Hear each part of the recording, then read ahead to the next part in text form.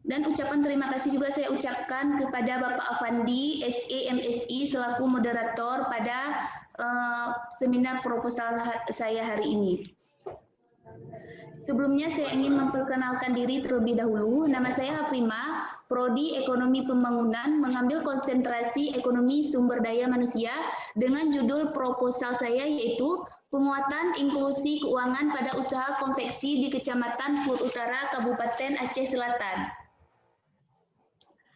Yang pertama, latar belakang masalah. Bisnis konveksi tailor merupakan salah satu bisnis yang cukup populer dengan peluang usaha yang terus berkembang di Indonesia. Konveksi adalah salah satu bisnis di bidang pakaian yang memproduksi pakaian dalam partai besar atau kecil sesuai dengan permintaan. Usaha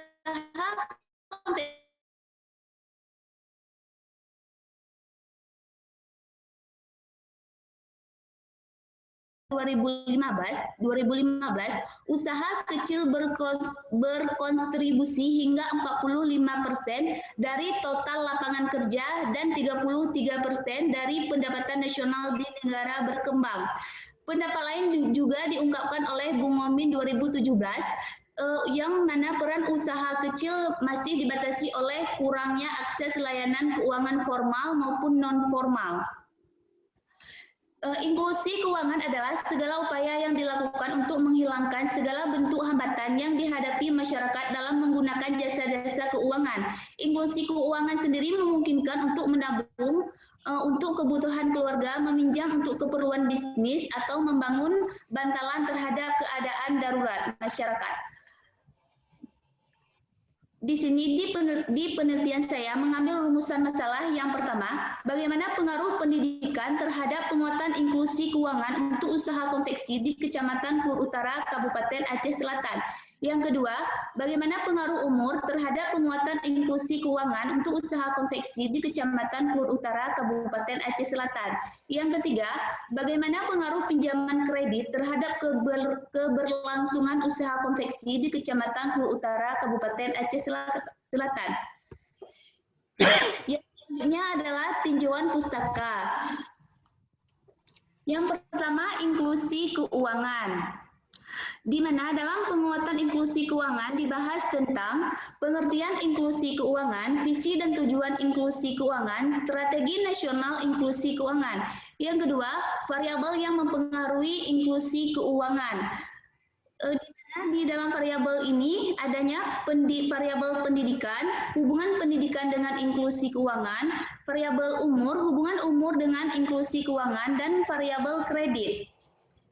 Kerangka pemikiran. Sejalan dengan teori yang ada dan penelitian yang telah dilakukan sebelumnya, maka dalam penelitian ini inklusi keuangan pada usaha konveksi dipengaruhi oleh pendidikan, umur, dan kepinjaman kredit ke perbankan, sehingga berdasarkan landasan teori kajian pustaka di atas, maka dapat dibuat kerangka pemikiran seperti terlihat pada gambar, di mana pendidikan sebagai variabel pendidikan sebagai X1 mempengaruhi inklusi keuangan, variabel umur sebagai X2 mempengaruhi inklusi keuangan, dan pinjaman kredit X3 mempengaruhi inklusi keuangan. Selanjutnya, perumusan hipotesis. Yang pertama, diduga pendidikan berpengaruh positif dan signifikan terhadap inklusi keuangan untuk usaha konveksi di Kecamatan Pur Utara, Kabupaten Aceh Selatan. Yang kedua, diduga umur berpengaruh positif dan signifikan terhadap inklusi keuangan untuk usaha konveksi di Kecamatan Pur Utara, Kabupaten Aceh Selatan. Poin yang ketiga, diduga kredit bank berpengaruh positif dan signifikan terhadap usaha konveksi di Kecamatan Pur Utara, Kabupaten Aceh Selatan. 3. Metodologi penelitian. Yang pertama, ruang lingkup penelitian. Ruang lingkup penelitian yang saya ambil adalah di Kecamatan Pur Utara, Kabupaten Aceh Selatan. Sumber data dalam penelitian ini adalah data primer yang diperoleh dari hasil wawancara langsung ke responden atau turun lapangan langsung, dan data sekunder yang diperoleh dari penelitian ini adalah dari bank-bank umum yang ada di Kecamatan Pur Utara, Kabupaten Aceh Selatan. Populasi dan sampel. Adapun yang menjadi populasi dalam penelitian penelitian ini yaitu desa yang berjumlah 13 desa yang memiliki tenaga kerja konveksi di Kecamatan Klur Utara, Kabupaten Aceh Selatan. Sedangkan sampel dalam penelitian saya ini adalah para pelaku usaha konveksi yang ada di Kecamatan Klur Utara, Kabupaten Aceh Selatan berjumlah 30 usaha konveksi. Selanjutnya, metode analisis data. Analisis data penelitian ini menggunakan analisis regresi linear berganda sebagai salah satu teknik statistik yang digunakan untuk menganalisis hubungan antara dua variabel atau lebih yang bersifat kuantitatif. Formulasi persamaan regresi linear berganda dalam penelitian ini yaitu sebagai berikut. Y alfa tambah beta 1 X1 tambah beta 2 X2 tambah beta 3 X3 tambah error, di mana Y inklusi keuangan, alfa adalah konstanta, beta 1, beta 2, dan beta 3 adalah koefisien regresi dari variabel independen. X1-nya adalah pendidikan, X2-nya adalah umur, X3-nya adalah kredit, sedangkan E sendiri adalah standar error. Sekian dan terima kasih. Wassalamualaikum warahmatullahi wabarakatuh. Waalaikumsalam warahmatullahi wabarakatuh. Baik, terima kasih kepada Saudara Prima atas presentasinya.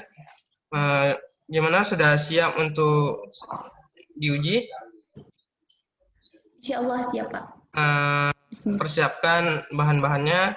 Apa yang ditanyakan silakan dijawab. Apa yang perlu dikoreksi dicatat, nanti didiskusikan dengan dosen pembimbingnya. Oke, bisa kan? Oke. Untuk menghemat waktu, kami persilahkan kepada Bapak Alisman SMSI untuk menguji, Pak. Saudara Afrima, pada Bapak kami persilahkan. Baik, terima kasih atas kesempatan pertama yang diberikan kepada saya oleh moderator Pak Apandi. Yang saya hormati Dewan Pembimbing dan Penguji, teristimewa Saudari Haprima ya, yang hari ini seminar proposal. Tentu kami sebagai tim penguji ingin menguji atau melihat secara detail proposal yang sudah dibuat gitu ya. Nah, yang pertama saya ingin menanyakan kepada Haprima, pertama terkait dengan judul ya. Jadi apa yang mendasari Haprima sehingga mengambil judul proposal skripsinya penguatan inklusi keuangan pada usaha konveksi di Kecamatan Klur Utara, Kabupaten Aceh Selatan. Ya, tentunya kita ingin tahu dulu dasar, ya, latar belakang gitu ya. Apa yang mau dilihat dari judul yang dibuat dalam karya ilmiah Haprima. Baiklah, terima kasih. Saya melihat usaha konveksi ini sangat maju di desa-desa karena banyak masyarakat yang mendirikan usaha konveksi dibandingkan memilih usaha lain. Karena banyak juga anak-anak SMA banyak juga seperti yang lulusan SMA yang tidak melanjutkan ke jenjang perguruan tinggi memilih lebih membangun usaha konveksi karena lebih mudah dan aksesnya juga lebih cepat. Dan kalau masalah inklusi keuangan, saya lihat penelitian tentang inklusi keuangan memang belum ada sebelumnya yang dilakukan di Universitas Tengku Umar ini. Jadi dengan begitu saya menginginkan menggabungkan antara inklusi keuangan ini dengan usaha konveksi nanti, bagaimana pelaku usaha konveksi ini mengambil akses keuangan ke perbankan, sedangkan umur mereka yang membangun usaha tersebut masih tergolong dalam anak-anak, misalnya seperti ada juga yang tamatan SMA atau bahkan yang lagi SMP, dan ada juga yang sudah umurnya sudah berlanjut. Nah, yang ingin saya tanyakan juga, bagaimana ya relevansi atau korelasi hubungan antara satu sisi inklusi keuangan dengan konveksi itu sendiri, ya. Konveksi bagian dari kegiatan usaha UMKM. Apa hubungannya itu antara kedua hal itu? Selaku pelaku usaha pasti membutuhkan modal, baik ya modal formal maupun non formal, Pak. Jadi banyak pelaku usaha yang tidak ada modal lebih. Misalnya dia ingin membangun usaha, namun modalnya tidak ada. Nanti yang pelaku usaha konveksi ini akan mengambil akses uang ke perbankan. Jadi dengan variabel-variabel pendidikan akan memudahkan mereka untuk mengambil akses uang ke perbankan biar tidak baku. Nanti informasi-informasi yang diberikan oleh orang bank kepada masyarakat ini lebih relevan mereka untuk memahaminya. Ya.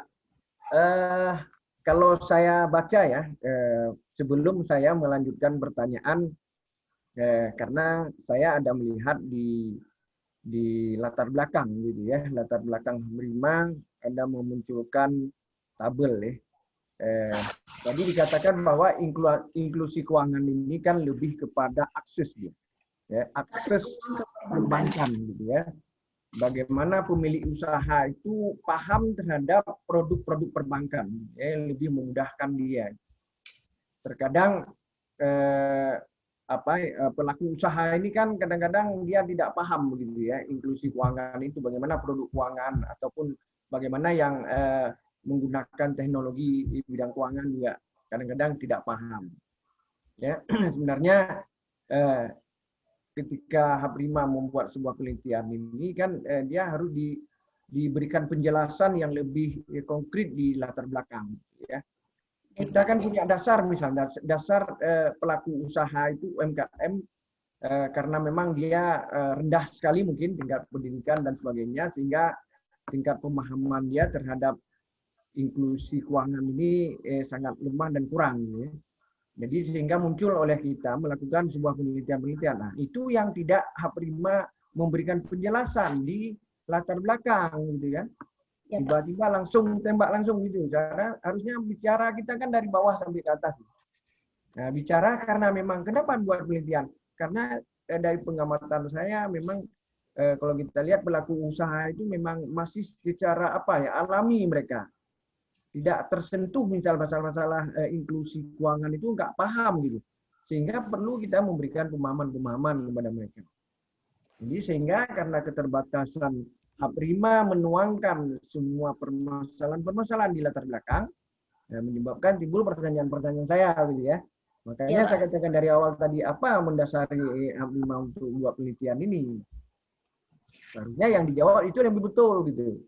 Ya, dijawab karena memang kalau kita melihat pelaku usahanya Pak memang tidak ada sesuatu yang mereka melakukan akses di bidang perbankan itu tidak ada, malah mereka gaptek gitu ya. Kadang-kadang tidak, hari ini kan masalah akses perbankan itu bisa dikontrol lewat HP masing-masing kan gitu. Iya Pak. Kan banyak bisa kita gunakan dengan banyak hal dengan HP itu bisa kita dapatkan akses keuangan itu ya. Sehingga ini yang sebenarnya harus diberikan pemahaman kepada pelaku usaha. Nah, yang selanjutnya saya melihat begini ya, Prima. HAP5 sasarannya kan si pelaku UMKM ya.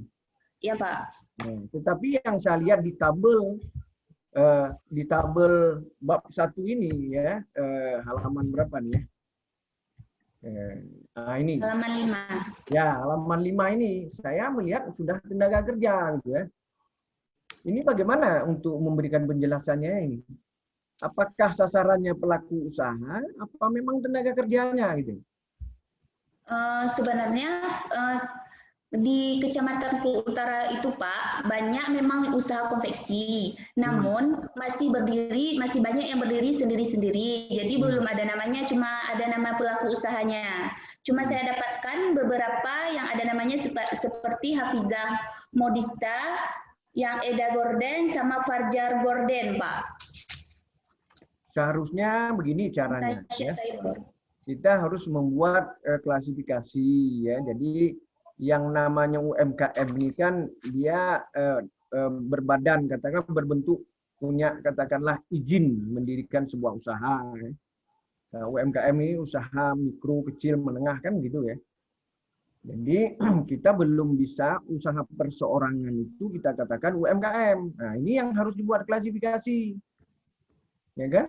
Tabel satu-satu kamu ini saya lihat sudah muncul jumlah tenaga kerja. Gitu.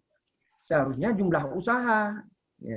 Ya, jumlah usaha itu berapa banyak gitu. Baru siapa misalnya yang pemiliknya.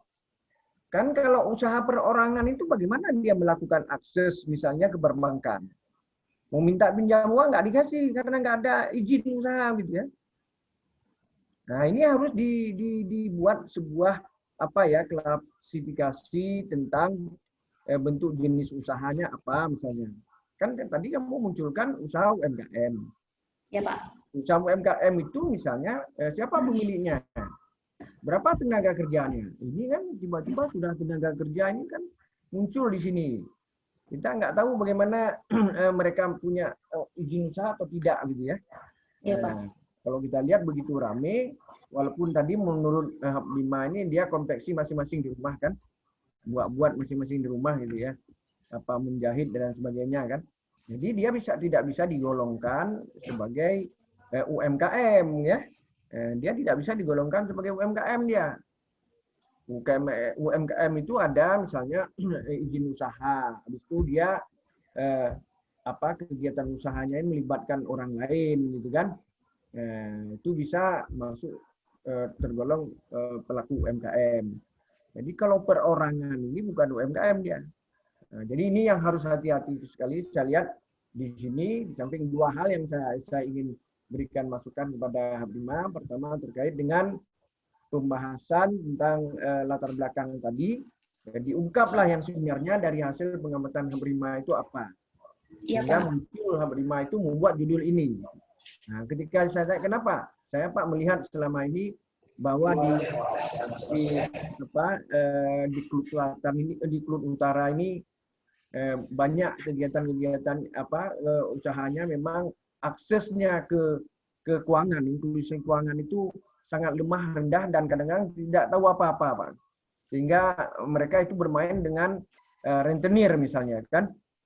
Rentenir dengan ijon itu yang memberikan kredit-kredit yang yang mencekik gitu ya. Banyak sekarang kan lembaga keuangan yang menawarkan modal-modal itu yang kadang-kadang itu kan menjerat si pelaku UMKM sendiri ya. Sehingga dia bisa diberikan pemahaman lain, kalau bisa diakses ke perbankan lebih baik. Jadi seperti itu. Tujuan kita meneliti kan itu, Hab 5. Jadi outputnya nanti kita berikan yang hasil penelitian kita berikan pemahaman kepada si pelaku usaha itu supaya mereka juga paham ya tentang bagaimana sebenarnya akses perbankan itu dia ketahui ya secara lebih detail. Ya. Nah ini yang ingin saya berikan sedikit di halaman 5 dan 6 ini. Coba diberikan penjelasan klasifikasi yang lebih jelas ya, terhadap pelaku usaha UMKM itu sendiri ya. Ya Pak. Baik, kita pikir yang kamu pengertian tenaga kerja dan umur ini maksudnya apa, Mbak? Bapak?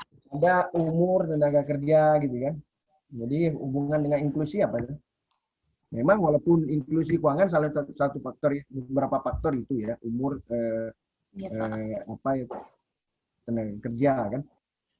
Bagaimana untuk mengaitkan dengan pelaku usaha itu tadi? Apa masalah dengan umur? Nanti kan waktu melakukan proses akses uang ke perbankan yang memiliki misalnya umur 17 tahun sebagai pelaku usaha konveksi masih belum tentu dikasih kredit kepada pelaku usaha tersebut, Pak. Ya. Begitu. Nanti kalau umur hubungannya dengan fasilitas kredit ya, pinjaman ya. Ya, itu kan akses uang ke perbankan, Pak.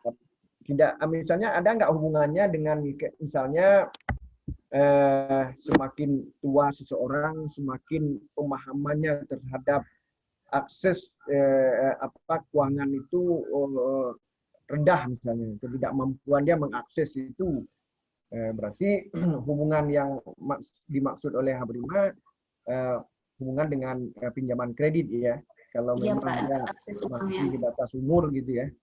Ya, Sebenarnya saya katakan buat klasifikasi tadi, biasanya pimpinan perusahaan itu ataupun pimpinan usaha itu ya biasanya memang dia sudah matang, dia nih ya sudah matang.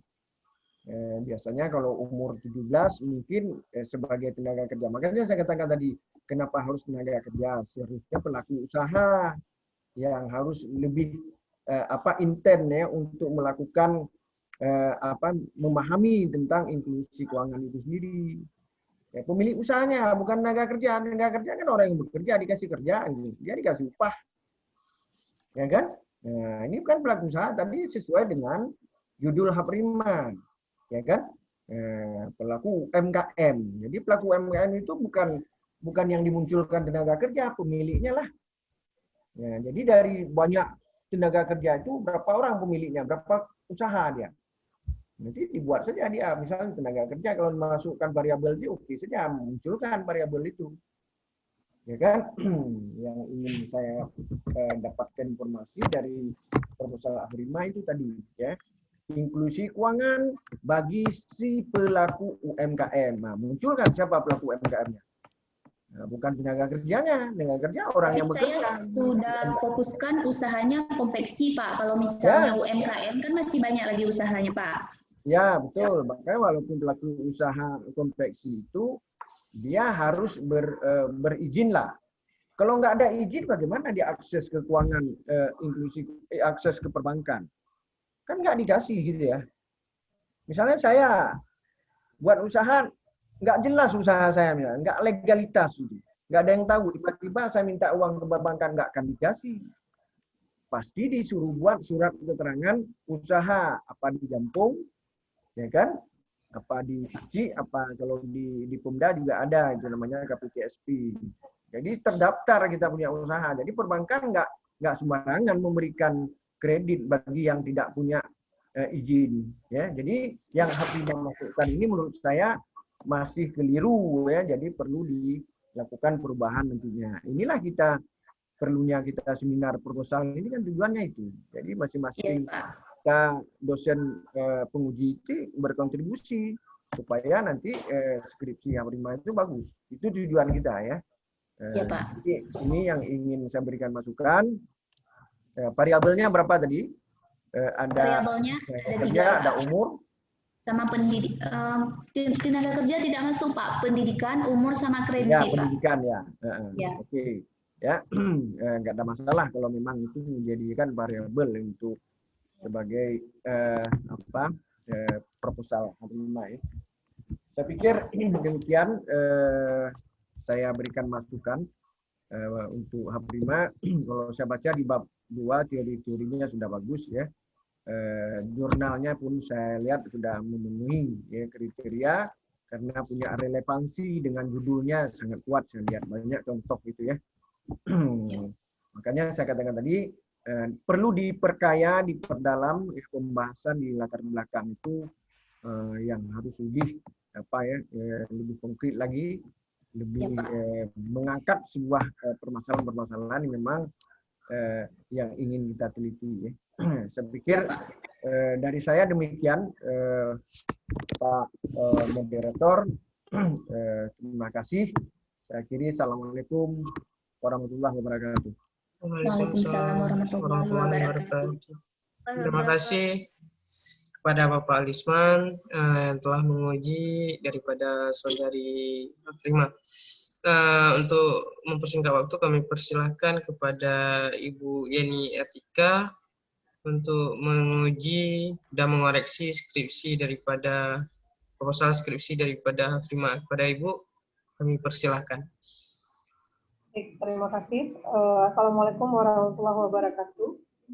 Waalaikumsalam warahmatullahi wabarakatuh. Bapak Marizal SI, MSI, Alisman SI, MSI dan Pak Afandi MSI, serta yang semoga bisa dibanggakan ya para mahasiswi dan mahasiswa yang hadir hari ini, serta khususnya untuk Prima. Oke, saya udah lihat sekilas, judulnya inklusi keuangan. Ya. Tapi di bab 1, sebelumnya saya coba share dulu.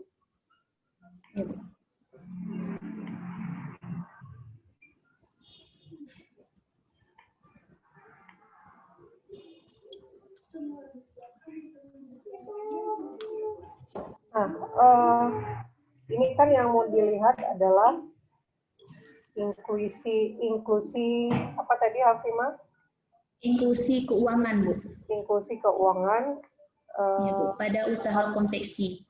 Ya, khusus untuk usaha konveksi. Ya kan? Ya, ya. Masalahnya di sini yang mau dilihat apa?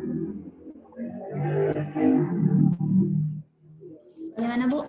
Masalah yang mau dilihat apa? Masalahnya yang mau dilihat dalam penelitian saya adalah inklusi keuangan ini memiliki sudah disarankan oleh pemerintah untuk bagi pelaku usaha konveksi, bagi pelaku usaha UMKM khususnya, tapi masih belum digunakan secara baik oleh pelaku UMKM tersebut, khususnya para pelaku usaha konveksi yang sudah banyak berdiri, sangat banyak berdiri di Aceh Selatan. Jadi para pelaku usaha konveksi ini belum mengetahui banyak akses pinjaman uang ke perbankan. Mereka masih dibatasi oleh umur mereka, oleh pendidikan mereka, begitu, Bu. Oke, panjang ya. Tapi ada nggak itu di dalam latar belakangnya? Dalam yang mana tuh, Bu? Masalah umur dan pendidikan? Enggak, yang tadi Afrima cerita itu ada nggak diceritakan di dalam latar belakang? Tidak saya ceritakan di latar belakang, Bu. Nah, terus latar belakang untuk apa juga kalau nggak diceritakan?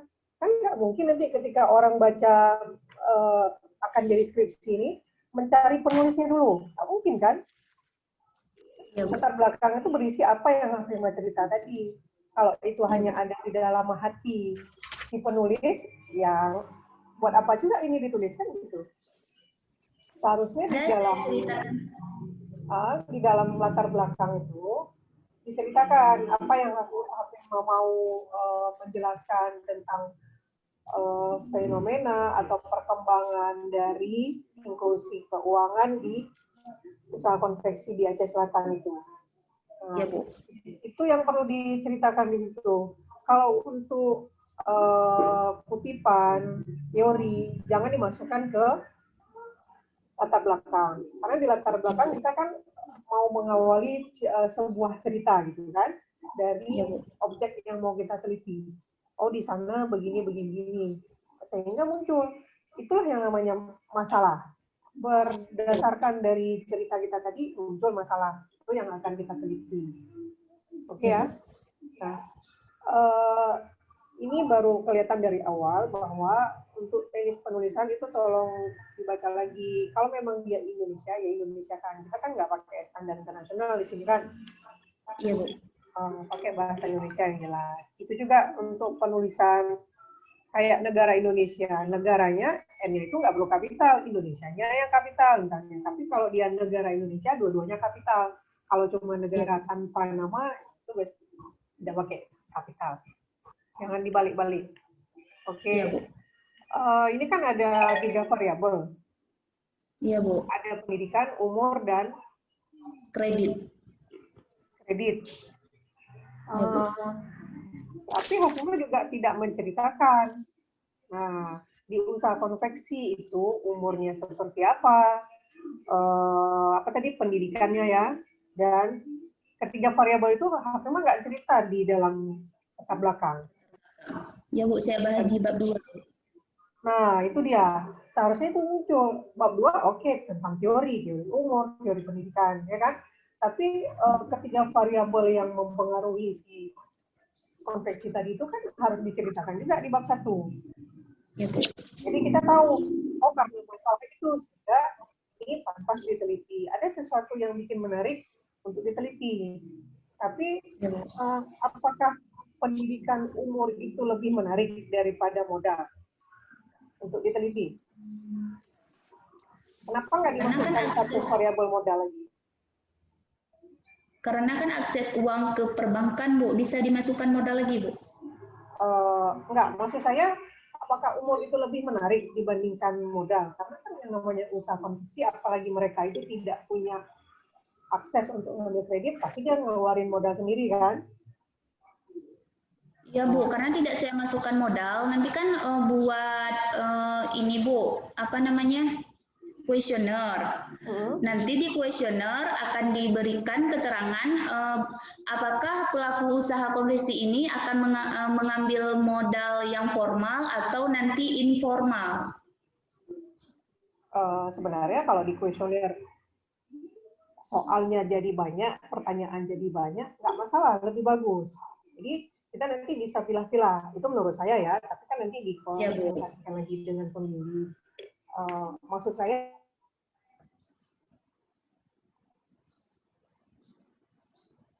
titip.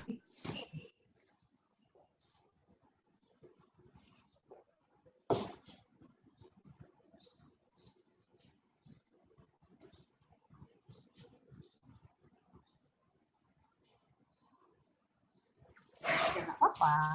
Itu nanti dikonsultasi lagi. Terus, ya, baik. Ini ada kutipan-kutipan di sini. Ini penelitian sebelumnya ya, seperti Honohan, FOB, dan sebagainya. Bu, di jurnal, Bu. Oh ya. Kalau bisa nanti jangan terlalu banyak di bab 1. Baik, Bu. Masukkan dia kan nanti sudah di bab 2 kan, penelitian sebelumnya. Iya, Bu. Nah, ini tabelnya usaha semua yang ada di Pulau Utara. Ya, Bu, cuma beberapa, Bu. Cuma beberapa, Bu, saya ambil, Bu. Jadi jumlahnya ada berapa semuanya? Jumlahnya keseluruhan semuanya yang ada di desa sana, Bu, yang di Kecamatan Pulau Utara. Iya. Tidak saya menanyakan, cuma saya yang saya lihat yang banyak-banyak menerima ini aja, Bu, jasa-jasa. Misalnya kan ada ada orang yang pelaku usaha memang banyak dia menjahit baju, banyak pesanannya, Bu. Itu yang saya ambil. Untuk keseluruhan usahanya saya belum ini. Ada nggak data untuk usaha konveksi misalnya di dinas BPS, Bu? Enggak, dinas perindustrian misalnya ada? Sudah saya coba cari, tidak ada, Bu. Kalau yang UMKM baru ada, kalau yang khusus konveksi tidak ada, Bu. Oh, mereka nggak ada. Nanti coba dicari di dinas yang terkait ya, supaya mungkin ada data yang lebih akurat gitu. Iya, Bu. Kalau sekedar kita lihat, mungkin nanti ada yang tertinggal. Rupanya nanti dia adalah yang punya potensi, gitu kan? Iya, Bu. Oke. Nah, di tujuan sebaiknya itu jangan untuk mengetahui, tapi kita untuk menganalisis. Untuk menganalisis, Bu. Ya.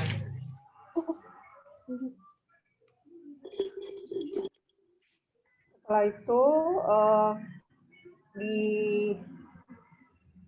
bab 2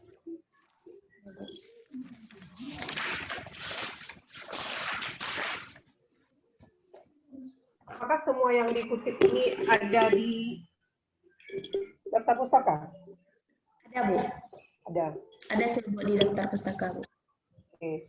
Kalau untuk kutipan, dia yang ditulis adalah nama belakang dan tahun saja, jangan nama panjangnya. Iya, Bu. Begitu juga di penelitian sebelumnya. Iya, Bu. Penelitian sebelumnya ada berapa? Ada 10, Bu. 10. Itu termasuk dari jurnal internasional ya? Tidak, Bu. Tidak ada jurnal internasional. Oh, semua nasional. Kalau memang ada, ya lebih bagus. Iya, Bu. Baik. Nah, ini kan. Oke. di bab 3 Ya, itu Bu. kan disebutkan bahwa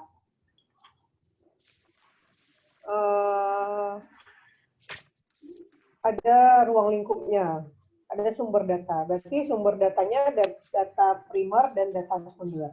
Data sekunder Iya, Bu. ini dari BI ya. BI atau bank? Bank apa nih? Bank-bank umum yang ada di Kecamatan Kut Utara, Bu.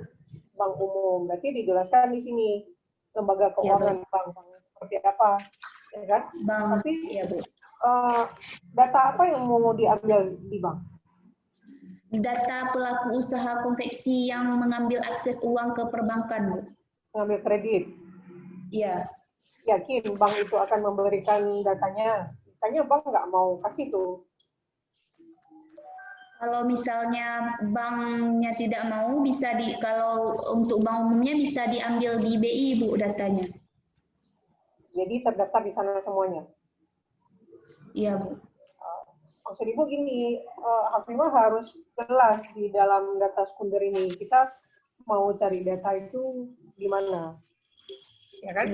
Nanti misalnya buat ini lembaga umum, bank konvensional misalnya, bank nasional, bank umum apa gitu. Tapi pas kejadiannya nanti bukan seperti yang ditulis, kan udah lain nih. Ya, harus dipaskan dulu. Ini mau mencari data yang memang akan bisa gampang didapatkan, mereka juga mau memberikan, itu nanti dicek dulu di bank yang seperti apa. Iya, Bu. Baik. Kemudian ini kan ada populasi dan sampel. Iya, Bu. Sampelnya berarti seluruh usaha konveksi yang ada di sana ya. Iya, Bu. Jumlahnya Cuman yang berapa? 30 usaha konveksi, Bu. Gimana? Cuman yang diambil sampelnya cuma 30 usaha konveksi yang ada di beberapa desa. Di beberapa desa di kecamatan. Jadi kecamatan itu ada berapa desa? Kecamatan Kut Utara di sini sudah saya bahas, ada 21 desa di Kecamatan Kut Utara. Yang saya ambil cuman di 13 desa, Bu. Kenapa ngambilnya 13? Karena saya lihat di 13 desa itu yang namanya usaha konveksi, contohnya di Jarnya, itu sangat banyak, Bu. Itu berdasarkan pengamatan sendiri ya? Iya, Bu, berdasarkan pengamatan sendiri. Oke, nanti coba dicek lagi yang tadi Ibu bilang ya, untuk Iya, Bu, usaha baik, Bu. konveksinya. Terus teknik pengumpulan datanya. Ada studi pustaka, ada penelitian lapangan. Tapi tadi katanya ada kuesioner ya? Ya, Bu, ada kuesioner juga, Bu. Di yang kuesioner kan sudah saya masukkan ke data primer, Bu. Masukkan lagi ke teknik pengumpulan data, Bu.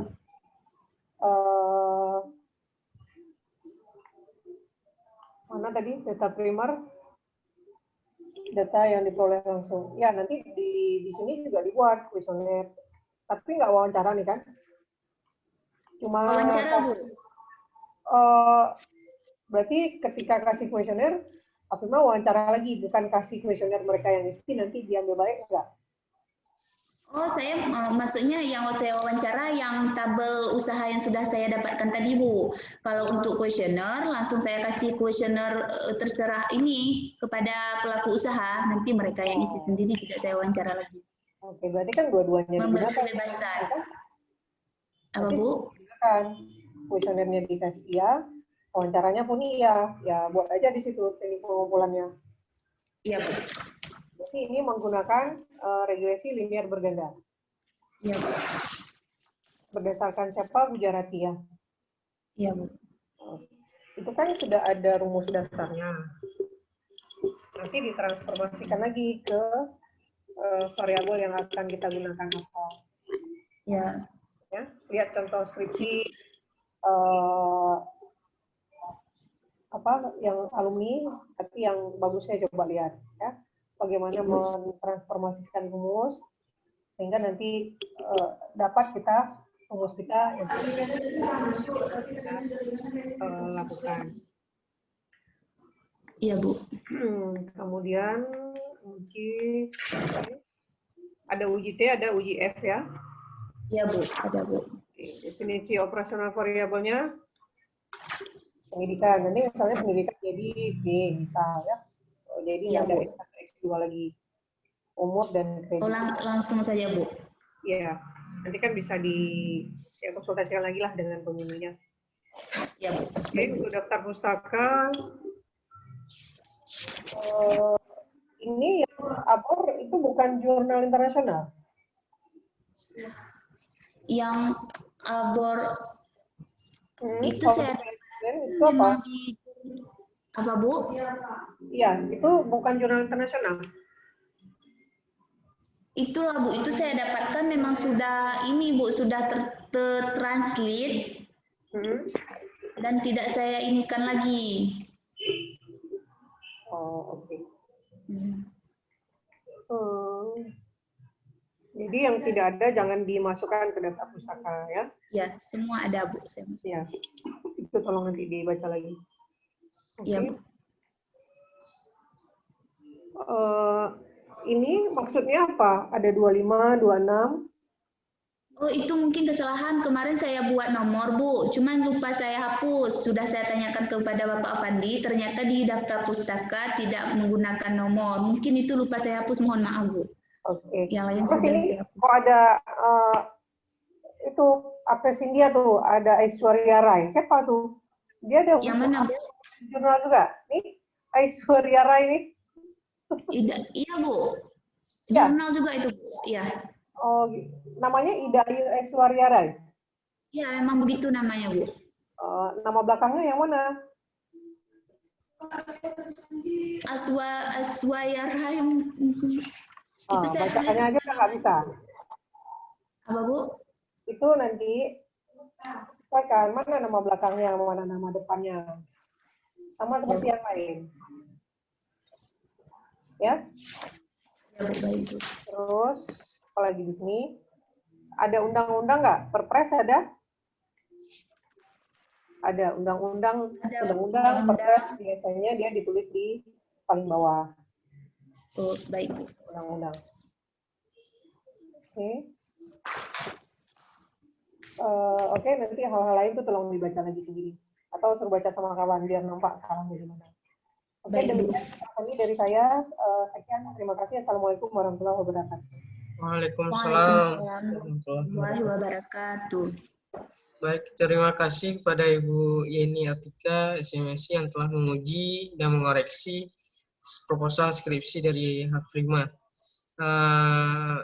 Selanjutnya tanggapan atau respon dari Bapak Marijal SMSI selaku pembimbing daripada Hafrima. Pada Bapak kami persilakan. Terima kasih. Assalamualaikum warahmatullahi wabarakatuh. Waalaikumsalam warahmatullahi wabarakatuh. Hormatan kami kepada Bapak Alisman SMSI, Ibu Yeni Atika SMSI, Bapak Afandi sebagai operator yang sudah membantu dalam kegiatan seminar proposal Hafrima ya, dan anak-anak kami yang juga sedang memacu untuk bisa seminar proposal. Dan alhamdulillah pada hari ini mungkin Pak Afandi kelompok yang pertama ini Hafrima yang maju seminar proposal dengan angkatan 2017 Pak Afandi. Ya, mudah-mudahan yang lain cepat bisa menyusul. Oke, baik, terima kasih Pak Alisman dan Ibu Yeni. Saya gabung aja yang sudah Bapak Ibu sampaikan tadi. Memang di latar belakang penulisan ini juga perlu disempurnakan oleh Hafrima mengenai latar atau yang diceritakan mengenai penelitian ini dulu ya Hafrima ya. Nah, mungkin kita lupakan kemarin, kita langsung masalah secara umum dan secara regional yang kita bicara. Tapi diulas sedikit kenapa ketertarikan mengulas atau mengambil penelitian mengenai inklusi keuangan ya. Nah, ini yang masuk di latar belakang dan juga ditambah lagi hal-hal yang menyangkut dengan data mungkin bisa diakses lagi melalui apakah kalau memang tidak di BPS bisa dikoordinasi dengan dinas terkait Walaupun Baik, nanti Pak. belum ada data spesifik, misalnya data spesifik UMKR usaha Taylor, tapi dimasukkan semua data-data yang menyangkut dengan UMKM ya, supaya kita bisa melihat di Aceh Selatan ini yang mana lebih berkiprah, termasuk di Ya, Maluku Pak. Utara ya. Ya, Pak. Oke. Yang selanjutnya mungkin tadi mengenai ada sedikit masukan dari Bu Yeni mengenai modal ya, karena tadi juga Prima sudah menjawab. Yang kita teliti ini memang bagaimana pihak penyamin seperti perbankan ini, Ya, apakah ya, dia Pak. persoalkan dengan kriteria yang kita teliti tadi, misalnya umur, pendidikan, dan juga satu lagi apa tadi penelitian kita? Umur, pendidikan dengan kredit, Pak. Jadi mungkin bisa masuk dalam komponen yang akan memberi modal tersebut atau usaha tersebut. Yang selanjutnya ada hal menyangkut dengan penulisan ya, huruf kapital ya. Nanti disempurnakan supaya penulisan ini sesuai dengan kaedah dalam penulisan seminar atau proposal skripsi. Ya, Pak. Data-data yang diambil nanti ditambah lagi ya Aprima, data yang juga Bapak ingin sampaikan ke Aprima, diuraikan juga di Klut Utara itu 21 desa ya. Ya, Pak, 21 desa. Ya, tulis juga sedikit gambaran Klut Utara 21 desa dengan UMKR apa saja. UMKR-nya apa saja, dan karena menyangkut dengan karena kita melihat observasi kita, maka kita ambillah sampelnya berapa desa kita ambil? 13 ya? 13 desa, Pak. 13 desa. Ya, diceritakan juga, jangan pihak pembaca ngambang dia, ini kenapa hanya 13 desa dari 21 desa ya? Diuraikan juga. Ya, Pak. Oke. Yang terakhir, kalau memang ingin kita munculkan di latar belakang, munculkan juga sedikit gambaran mengenai walaupun nanti di bab 4 itu, gambaran sedikit Aceh Selatan dan juga Kecamatan Klut Utara ya. Klut Utara ya. Gambaran yang bagaimana, Pak? Nanti bisa disempurnakan pada saat kita mulai meneliti di bab 4 ini. Bab 4 ini kita akan menulis topografi mengenai Aceh Selatan dan kecamatan yang kita teliti ya. Ya, Pak. Oke, nanti bisa konsul lagi sama Bapak untuk kita sempurnakan. Terima kasih Pak Alisman, Bu Yani telah banyak masukan. Mudah-mudahan ini awal langkah yang bagus bagi mahasiswa kita. Terima kasih, itu saja Pak Pandi. Assalamualaikum warahmatullahi wabarakatuh. Waalaikumsalam warahmatullahi wabarakatuh. Terima kasih kepada Bapak Marijal yang telah memberikan tanggapannya terhadap proposal skripsi daripada Prima. Sebelum kita ini lanjut, mungkin dari teman-teman adik-adik mahasiswa ada yang ingin menanyakan kepada Prima, kami persilakan.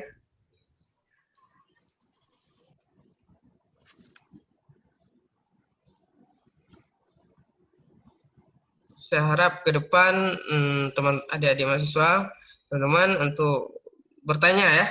Jangan takut salah, jangan takut karena di sini tempat kita belajar.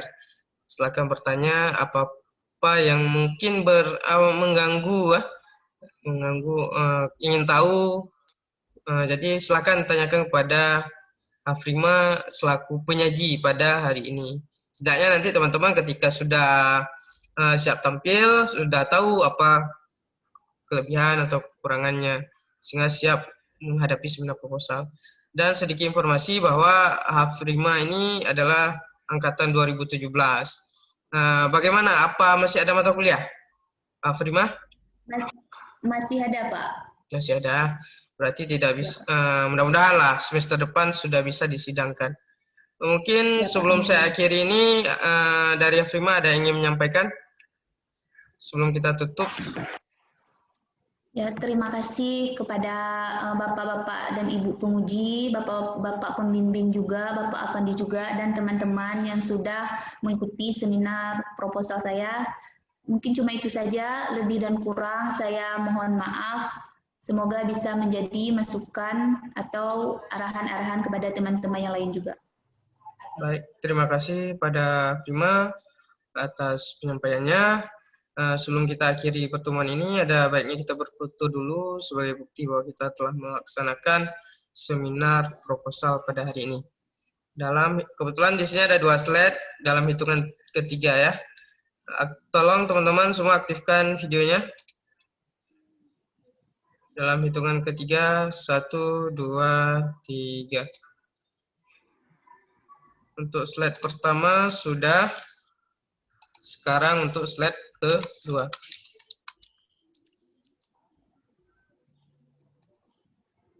Satu, 2, 3. Baik, terima kasih Bapak Ibu yang telah berhadir pada hari ini. Mohon maaf jika masih kurang dalam proses pelaksanaan seminar pada hari ini. Mudah-mudahan ke depan menjadi lebih baik. Kepada adik-adik mahasiswa, jangan lupa absen untuk sebagai bukti kehadirannya pada hari ini. Dan kepada Afrima, segera perbaiki proposalnya. Mudah-mudahan cepat seminar hasil dan disidangkan. Mungkin itu saja. Saya akhiri. Assalamualaikum warahmatullahi wabarakatuh. Waalaikumsalam warahmatullahi wabarakatuh.